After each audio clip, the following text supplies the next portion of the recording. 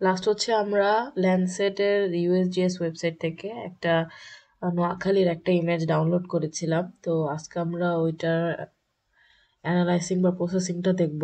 তো এটা ছিল হচ্ছে আমার সেই জিপ ফাইল যেটা আমি ডাউনলোড করেছি। তো আমি একটা ফোল্ডার নিয়ে এটাকে এক্সট্রাক্ট করছি।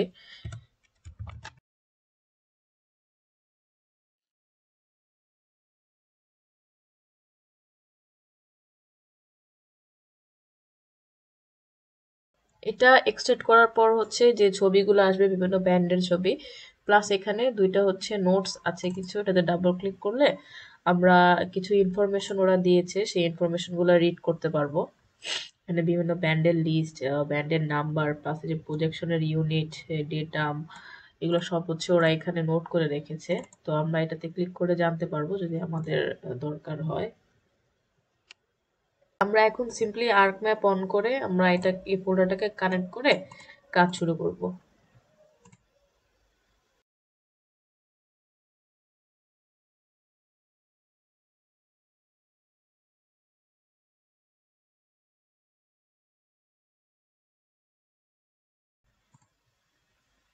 তো আমরা ফোল্ডারকে কানেক্ট করে ফেলেছি, এখন আমরা সেই ছবিগুলোকে হচ্ছে অ্যাড দিব।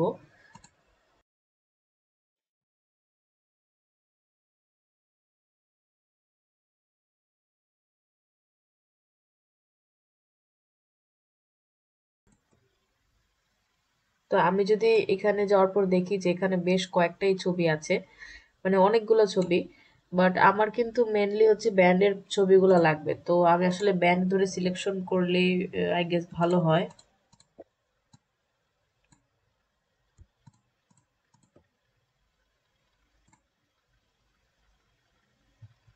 তো আমি এখানে ব্যান্ড 7 পর্যন্ত যে ইমেজগুলো ছিল সেগুলো নিয়ে আসছি। আমরা জানি ল্যান্ডসেট 8 বা 9 এর স্পেকট্রাল রেজুলেশনের ক্ষেত্রে যে স্পেকট্রাল স্পেসিফিকেশনের মধ্যে স্পাশিয়াল রেজুলেশনে প্রথম 7টা যে ব্যান্ড সেটা হচ্ছে 30 মিটারের, আর আরেকটা আছে সম্ভবত সিরাস বা সাইরাস বলে, ওইটাও হচ্ছে 30 মিটারে। বাট আমাদের কম্পোজিশনের ক্ষেত্রে সাধারণত এটা লাগে না। তাছাড়া এনডিভিআই এনডিডাব্লিউআই করতেও হচ্ছে ওই ব্যান্ডগুলো লাগে না, তাই আমি প্রথম 7টা ব্যান্ডই নিলাম। তো এখানে ব্যান্ডগুলো নেওয়ার পর জাস্ট ব্যান্ড ছবিগুলাই আসছে। এখন আমরা যে কোনো ডাটা আর্ক ম্যাপে ওপেন দিয়ে আমাদের সর্বপ্রথম কাজ হবে ওই ডাটাটার জিও রেফারেন্সিং বা জিওগ্রাফিক কোঅর্ডিনেট সিস্টেমটাকে দেখা। তো এটা কোঅর্ডিনেট সিস্টেম হচ্ছে WGS 1984 ইউটিএম জোন 46। তাহলে আমরা যদি ল্যান্ডসেটের ছবি নিয়ে কাজ করি তাহলে আমরা কোন প্রজেকশনে সবকিছু রাখবো, সেটা হচ্ছে WGS 1984 UTM zone 45 degree north. তো ঠিক আছে, তাহলে এখন আমরা পার্ট বাই পার্ট করব। প্রথমে হচ্ছে আমরা এনডিবিআই আর এনডিডাব্লিউআই করব। তো আমরা জানি ল্যান্ডসেটের ক্ষেত্রে হচ্ছে এনডিভিআই করতে আমাকে ব্যান্ড 5 থেকে ব্যান্ড 4 মাইনাস দিয়ে এটাকে আবার ডিভাইড করে আবার সেম ব্যান্ডকেই প্লাস করতে হবে। এটার সূত্র কি, কিভাবে আসছে, সেটা প্রিভিয়াসলি আমরা সেন্টিনালে জেনেছি, যেটা হচ্ছে near infinite minus rate divided by near infinite plus rate. তো এখন আমাদের তাহলে কোন কোন ব্যান্ড দরকার? আমাদের ব্যান্ড দরকার হচ্ছে ব্যান্ড 5 আর 4 এনডিভিআই এর জন্য। আর যদি আমি এনডিডাব্লিউআই করতে যাই তাহলে আমার দরকার ব্যান্ড 3 আর ব্যান্ড 5। তাহলে আমার মেনলি ব্যান্ড 3, 4, 5 হচ্ছে দরকার। তো সর্বপ্রথম কি করতে হবে, আমাকে এরিয়া অফ ইন্টারেস্ট চুজ করতে হবে। তো আমরা যখন বেসিক্যালি নোয়াখালীর যে ইমেজটা ডাউনলোড করলাম তখন কিন্তু আমরা নোয়াখালী লোকেশনটা সার্চ দিয়ে জাস্ট একটা ছবি ডাউনলোড করেছি, সেটার ক্লাউড কাভার আর সেটার ফাইল সাইজের ওপর কতটা ক্লিয়ার সেটার উপর বেস করে। কিন্তু আমাদের বেসিক্যালি করা উচিত ছিল যে আমাদের এরিয়া অফ ইন্টারেস্টটা কি। আমরা জাস্ট নোয়াখালী সিলেক্ট করেছি, কোনো ইউনিয়ন, কোনো জেলা, উপজেলা বা যে কোনো একটা এরিয়া কিন্তু আমরা স্পেসিফাই করি নেই। তাই আমাদের যেটা দেখতে হবে সেটা হচ্ছে আমাদের এই ছবির আন্ডারে কি কি শেপ ফাইলগুলো পড়ে, কি কি এরিয়াগুলো ফুললি কভার করে, তাহলে আমরা এক্সট্রাক্ট করে সেখান থেকে হচ্ছে এনডিভিআই আর এনডিডাব্লিউআই ম্যাপ জেনারেট করব। তো আমাদের কাছে ম্যাপের শেপ ফাইলের হচ্ছে বাউন্ডারি বা অ্যাডমিন বাউন্ডারি শেপ ফাইলগুলো হচ্ছে আছে, তো সেখান থেকে আমি ইনপুট দিচ্ছি।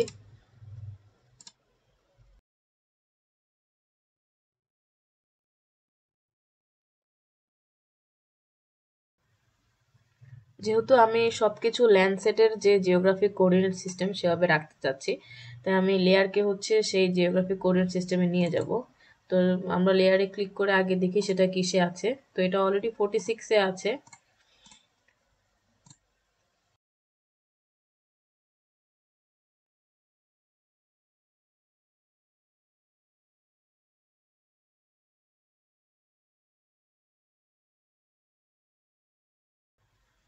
তো এটা আই গেস কোনো বিভাগকেই কভার করে না, আমাদেরকে হচ্ছে জেলা উপজেলা এগুলোর দিকে যেতে হবে।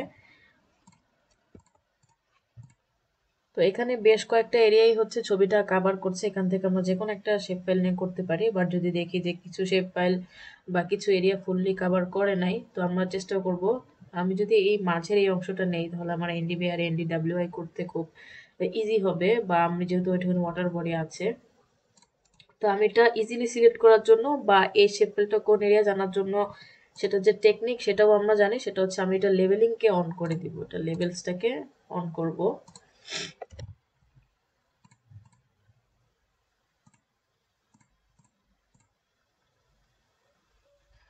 এই যে এখন যদি এটা দেখি তাহলে এটা হচ্ছে শরীয়তপুর।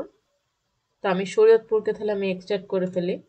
আমি ওপেন অ্যাট্রিবিউটে যাব, এরপরে যে টেকনিকটা সেটাও আমরা জানি, সেটা হচ্ছে সেম স্পেলিং এ আমি এই অ্যাডমিনের যে কলাম সেখানে সার্চ দিব। তো সার্চ দেওয়ার জন্য আমি পুরো কলামটা সিলেক্ট করব, করার পর কন্ট্রোল চেপে এফ, দেন এখানে সেম স্পেলিংটাই লিখবো, না হলে কিন্তু আমি ফাইলটা খুঁজে পাবো না।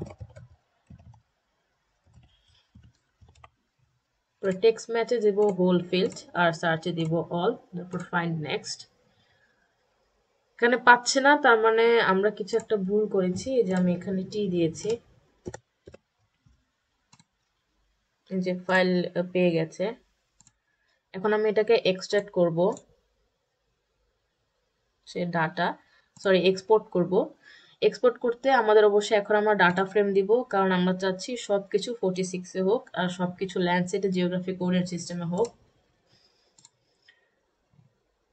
এরপরে আমরা এটা যেখানে সেভ করতে চাই সেখানে সেভ করব। এটা হচ্ছে যেহেতু শরীয়তপুর, এরপরে শেপ ফাইল ডট এসএসপি, তারপর সেভ। আমি প্রিভিয়াস ফাইলটাকে রিমুভ করে দিচ্ছি, প্রজেক্টটাকে সেভ করে দিই।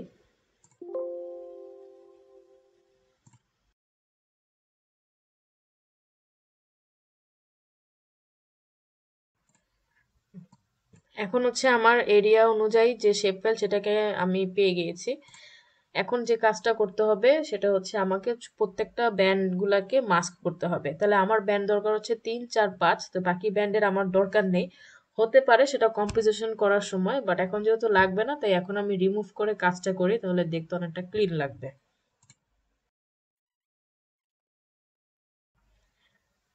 এখন আমরা পরপর প্রত্যেকটা ছবিকে হচ্ছে মাস্ক করব।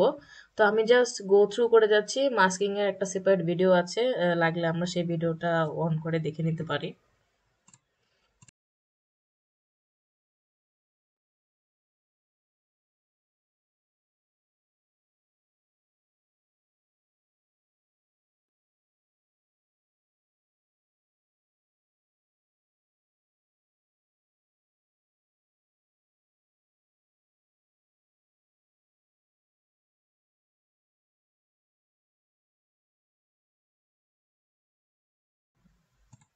আমার মাস্কিং হয়ে গেছে, এখন আমি বাকি মেইন ফাইলগুলোকেও রিমুভ করে দিচ্ছি। যেমন মাস্কিং ডান। এখন হচ্ছে এনডিবি আর এনডিডাব্লিউ এর প্রসেসে চলে যাব। সবকিছুই সেম আসলে সেন্টিনেলের মতোই, বা মূল যে ফর্মুলেশন, ক্যালকুলেশন বা প্রসেসিং বলি, স্টেপস বলি, সবকিছুই সেম। জাস্ট যেহেতু আমাদের স্যাটেলাইট ইমেজটা চেঞ্জ হচ্ছে এবং তাদের ব্যান্ডগুলো চেঞ্জ, ব্যান্ডের স্পেসিফিকেশন চেঞ্জ, তাই আমরা জাস্ট ব্যান্ডগুলোকে চেঞ্জ করে বাকি সবকিছু এক রেখেই কাজটা করব।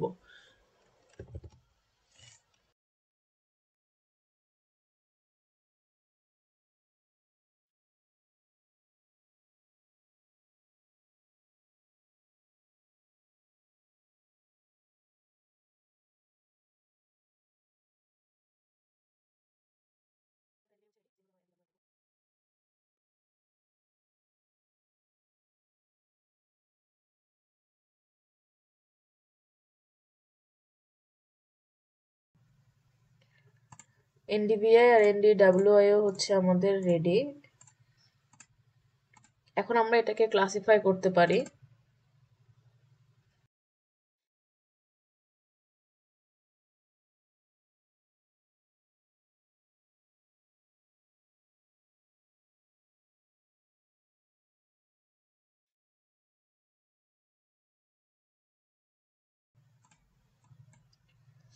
তো আমাদের এনডিডব্লিউ আর এনডিভিআই ম্যাপ হচ্ছে তৈরি হয়ে গেছে। এখন আমরা জাস্ট ম্যাপ লেআউটে যে এটাকে এক্সপোর্ট দিয়ে দেবো, তাহলেই হয়ে যাবে।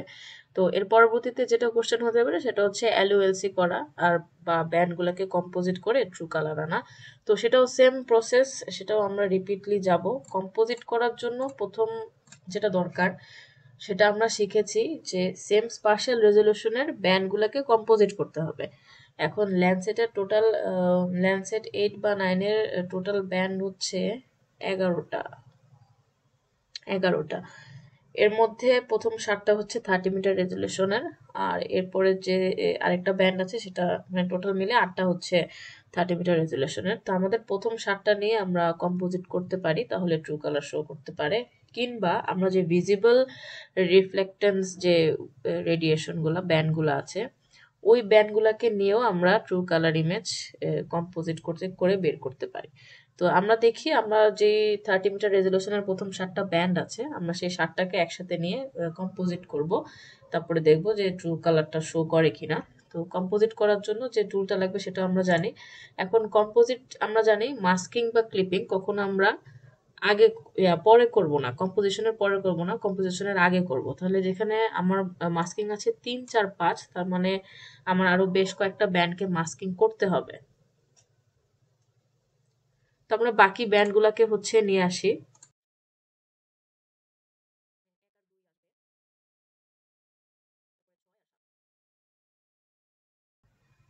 এখন এই ব্যান্ডগুলোকেও হচ্ছে আমরা মাস্ক করব।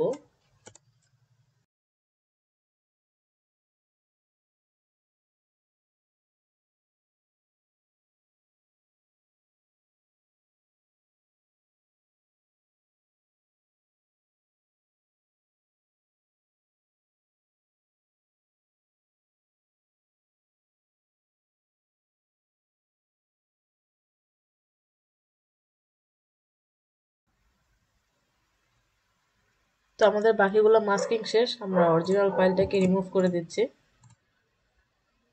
ডান, আমাদের 1 থেকে 7টা ব্যান্ড কিন্তু মাস্কিং ডান।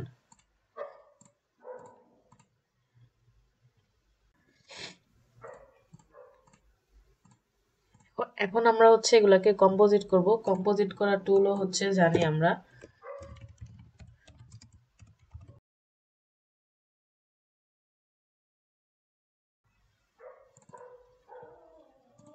আমরা সিরিয়াল বাই ছোট থেকে বড় ব্যান্ডগুলোকে নিয়ে একসাথে কম্পোজিট করব।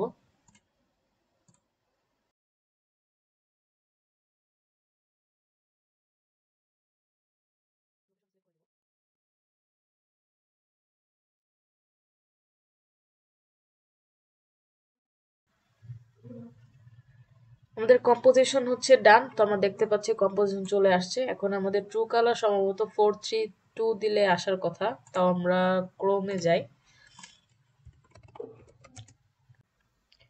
এই যে আমরা যদি এখানে যাই তাহলে ল্যান্ডসেট 8 আর ল্যান্ডসেট 9 ওএলআই যেটা সেটার ক্ষেত্রে আমরা 432 দিলে ন্যাচারাল কালার দেখতে পারি। তো আমরা সেভাবে হচ্ছে দেখি।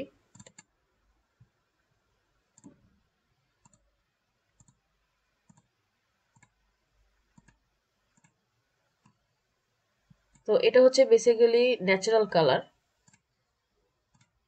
এটা হচ্ছে ন্যাচারাল কালার। এখন হচ্ছে আমরা এই ন্যাচারাল কালার থেকে ইমেজকে ক্লাসিফিকেশন করতে পারবো, সুপারভাইজড ক্লাসিফিকেশন আর হচ্ছে আনসুপারভাইজড ক্লাসিফিকেশন। ক্লাসিফিকেশন করার জন্য আমাদের ক্লাসিফিকেশন একটা ট্যাব দরকার। সেই ট্যাবটা হচ্ছে আমরা এখানে অ্যাটমস ক্লিক করে এনেবল করতে পারি, যেটা আমার অলরেডি এনেবল করাই আছে, যেটার নাম হচ্ছে ইমেজ ক্লাসিফিকেশন। না করা থাকলে আমরা সেটাকে এনে নেব। তো আনসুপারভাইজড ক্লাসিফিকেশনের জন্য আমাদের কম্পোজিট ইমেজ জরুরি। তো আমাদের কম্পোজিট যেহেতু করা শেষ, তাই আমরা ক্লাসিফিকেশনের এখানে ব্যান্ড 5 সিলেক্ট করা, আমরা এখানে কম্পোজিট সিলেক্ট করব। ক্লাসিফিকেশনে যাব, আইএসও ক্লাস্টার আনসুপারভাইজডে যাব। এখানে কম্পোজিট অলরেডি আছে, আমি ক্লাস চাচ্ছি হচ্ছে 5টা। তারপরে আবার ফাইলের ব্রাউজে যাব, এটা আমি সেভ করতে চাচ্ছি। এটা সেভ হবে হচ্ছে আনসুপারভাইজড নামে।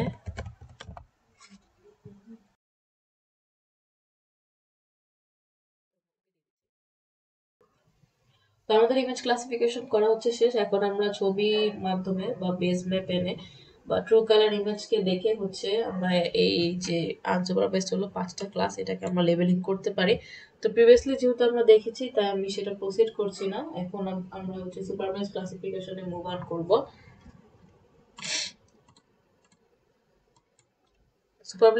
সুপারভাইজ ক্লাসিফিকেশন করতে হলে আমাকে আগে ছবিটাকে ভালো করে অবজার্ভ করাটা জরুরি।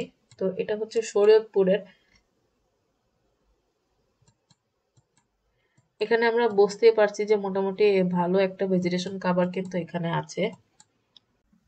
তো ক্লাসিফিকেশন করতে হচ্ছে আমাকে স্যাম্পলিং করতে হবে। তো আমরা হচ্ছে স্যাম্পলিং এ যাই।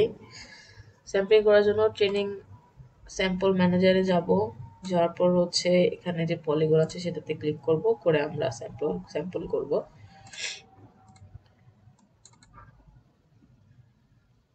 তো আমি বেশি না, চেষ্টা করব 3টা থেকে 5টা স্যাম্পলিং নেওয়ার জন্য।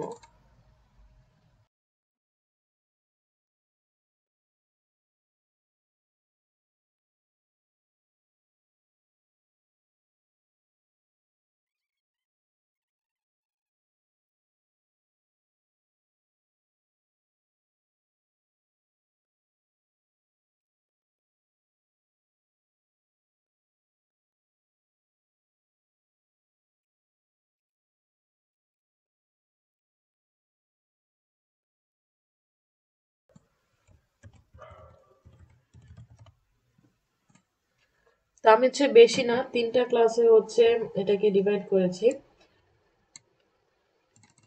আমরা যখন করতে যাব তখন চেষ্টা করব আর একটু অবজার্ভ করে আরো ভালোভাবে স্যাম্পলিংটা করে ক্লাসিফিকেশনটা করার জন্য। তাহলে যত ভালো স্যাম্পলিং হবে তত ভালো ক্লাসিফিকেশন হবে। তো আমাদের এটা সিলেক্ট করা হয়ে গেছে। এখন মানে স্যাম্পলিং করাটা হয়ে গেছে। আমি প্রত্যেকটা স্যাম্পলিং এর যে ফিচারগুলো সেগুলোকে আমি সেভ করে দিচ্ছি।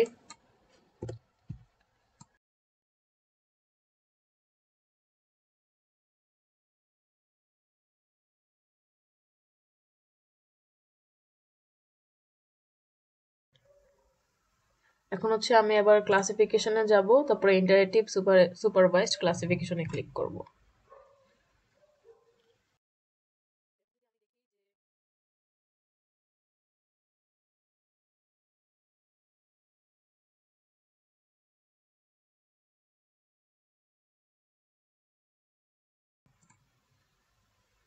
যেহেতু আমাদের স্যাম্পলিং এ কিছু প্রবলেম ছিল, তো আমরা তাহলে ভালোভাবে স্যাম্পলিং করি নাই, যার কারণে এটার ভিতরে যে ভেজিটেশন গুলো ছিল, স্পার্স ভেজিটেশন ছিল, কোথাও ডেন্স ভেজিটেশন ছিল, সেটা ভালো মতো স্যাম্পলিং হয় না, যার কারণে আমরা ছবিটা দেখে বুঝতে পারছি সেটা ট্রু ইমেজের সাথে কতটা ডিফারেন্স। তো এভাবে হচ্ছে ক্লাসিফিকেশন করব, ল্যান্ডসেট হোক কিংবা সেন্টিনাল, উভয়ের ক্ষেত্রে প্রসেসটা বা স্টেপগুলো আর্ক ম্যাপের ক্ষেত্রে সেম। জাস্ট এনডিভি আর এনডিডাব্লিউ এর ক্ষেত্রে ফর্মুলেশনটা আলাদা। এরপরে আমরা ম্যাপ লেআউটে গিয়ে এই ম্যাপটাকে জেনারেট করতে পারি।